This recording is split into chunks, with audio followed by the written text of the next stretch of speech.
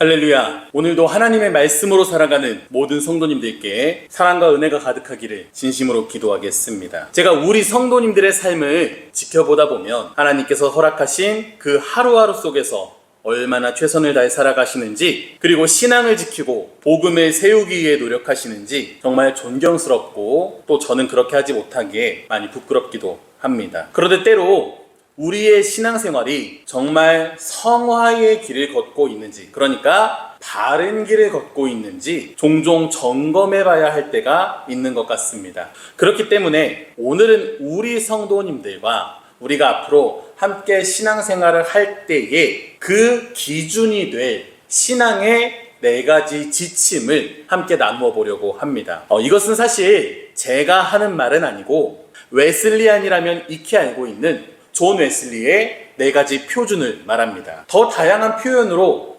웨슬리안 4번형, 존 웨슬리의 4중 원리, 교리 등 기독교 대한감리회 교리에 보면 신학을 위한 지침이라고 적혀 있습니다. 앞으로 우리는 신앙의 4가지 지침을 우리 삶 속에 세우기를 원합니다. 이 4가지 기준은 성경, 전통, 체험, 이성을 우리 신앙에 하나하나 쌓아두고 기준을 세우라고 말하는 것입니다. 감리교회 교리에는 이렇게 설명하고 있습니다. 기독교 대한감리회는 진정한 기독교회, 진정한 감리교회, 진정한 한국교회가 되기 위하여 기독교 신앙의 핵심이 성경에 게시되었고 전통에 의해 조명되고 개인적인 경험에 의해 살아 움직이게 되며 이성에 의해 확인된다는 웨슬리의 유산을 계승하여 복음이 한국 문화에 뿌리내려 열매 맺게 하는 신학을 수립해야 할 것이다.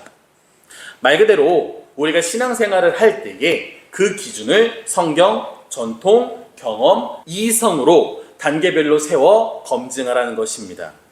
첫째, 성경입니다. 성경은 기독교 교리를 위한 가장 중요한 원천이고 표준입니다.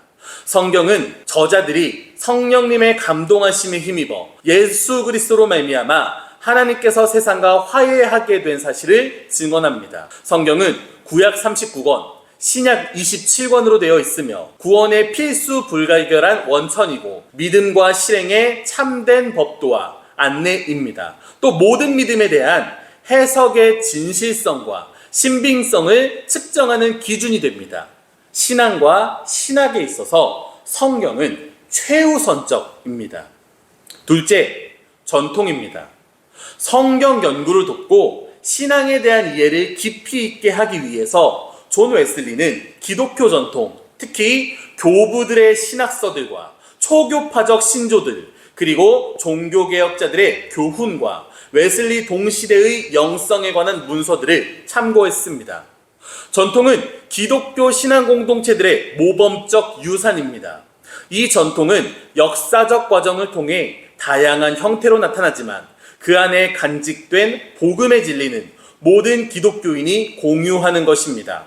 그러나 전통은 인간의 잘못으로 얼룩지게 되며 이때 성경은 전통을 판단하는 기준이 됩니다. 따라서 전통의 비판적 수용은 기독교 신앙의 불변하는 진리와 그것의 사회적, 시대적 의미성 사이에 균형 잡힌 이해를 추구하게 됩니다. 셋째, 체험입니다. 기독교 복음의 증언은 성경에 근거를 두고 전통에 의해 전달된다 해도 우리가 그것을 이해하고 체험하기 전에는 아무 효력이 없습니다. 전통이 교회와 연관된다면 체험은 개인과 연관됩니다. 성경에 게시되고 전통에 의해 조명된 복음의 진리는 우리의 생활 속에서 우리 자신들의 것으로 만들어짐으로써 살아 움직이게 됩니다.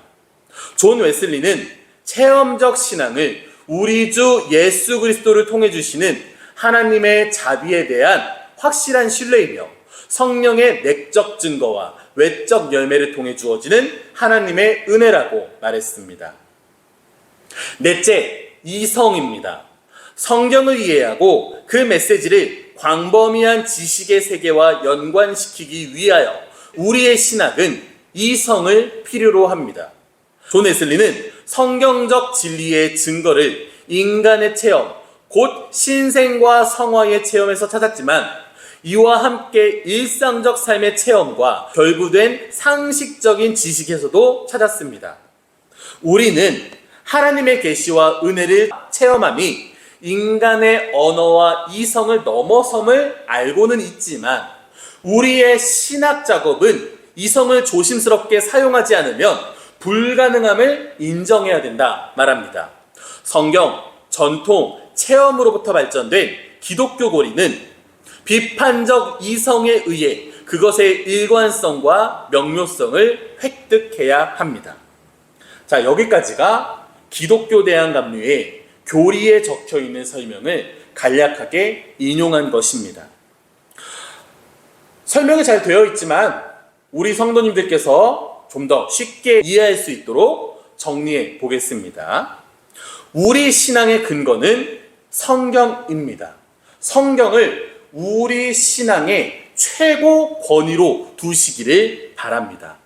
그런데 우리가 신앙생활을 하다 보면 성경의 이해와 적용이 사람마다 다릅니다. 같은 성경 구절을 읽고도 해석하거나 그것을 내 삶에 드러내는 방법이 다 달라요. 그러면 어떻게 해야 할까요? 그래서 전통이 필요합니다. 말 그대로 전통 또는 신학 또는 교리라고 이해해도 좋을 것 같습니다. 이 사람은 성경에 대해 이렇게 말했고 저 사람은 저렇게 말했고 이 성경 구절을 이 시대에는 이렇게 적용했고 저 환경 속에서는 이런 결과를 보였다. 쉽게 말해서 다양한 성경의 해석과 이해를 알아야 한다는 것입니다. 그런데 역시나 전통 또한 완벽한 것은 아니라는 것을 기억해 주시기 바랍니다. 그 다음은 체험입니다. 신앙생활은 머리로만 하는 것이 아닙니다. 우리가 믿고 배운 그 말씀이 내 삶 속에서 드러나야 하고 살아계신 전능하신 하나님을 경험해야 합니다. 이 체험은 개인적이면서 또 공동체적 요소입니다. 그러나 때로 사람은 착각하거나 마귀에게 휘둘릴 때도 있습니다. 우리도 그런 경우가 있어요. 그래서 참 조심스러운 이야기지만 누군가의 간증을 듣다 보면 성경적이지도 않고 전통적이지도 않을 때가 있는 것 같아요. 하나님을 경험하는 것은 필수 불가결합니다. 그러나 때로 그것이 나의 죄성으로 인해 잘못될 때도 있다는 것입니다. 또 그럴 때 어떻게 해야 됩니까? 마지막 바로 이성입니다. 이성으로 점검해 봐야 한다는 것입니다. 성경과 전통 그리고 내가 경험한 그 체험을 다시 한번 따져봐야 한다는 것입니다. 물론 우리는 하나님의 신비를 믿습니다. 인간의 머리로 헤아릴 수 없는 그 크신 하나님의 역사를 믿는 성도들입니다. 그럼에도 불구하고 조심스럽게 이성을 사용해야 한다는 말입니다. 최후의 장치로 점검하고 더 성숙한 신앙생활을 위해 필요하다라는 말씀입니다. 머릿속에 오늘 함께 나눈 이 성경 전통 체험 이성에 관하여 몇 가지 실예를 드리고 싶습니다. 그런데 너무 말이 길어질 것 같아서 여기까지 줄이도록 하겠습니다. 대신에 우리 다시 교회에 모여서 성경 공부할 때에 우리 성도님들께서 생각하시는 성경 전통 체험 이성을 우리 삶에 적용하는 방법이라던가 또는 이것을 통해서 우리의 신앙을 한번 점검해보는 시간을 갖도록 하겠습니다. 한층 더 성숙한 신앙생활로 나아가기를 원합니다. 앞으로 우리가 세상에서 그리고 교회에서 신앙생활할 때 하나님과 함께 승리하는 성도 되기를 진심으로 기도하겠습니다.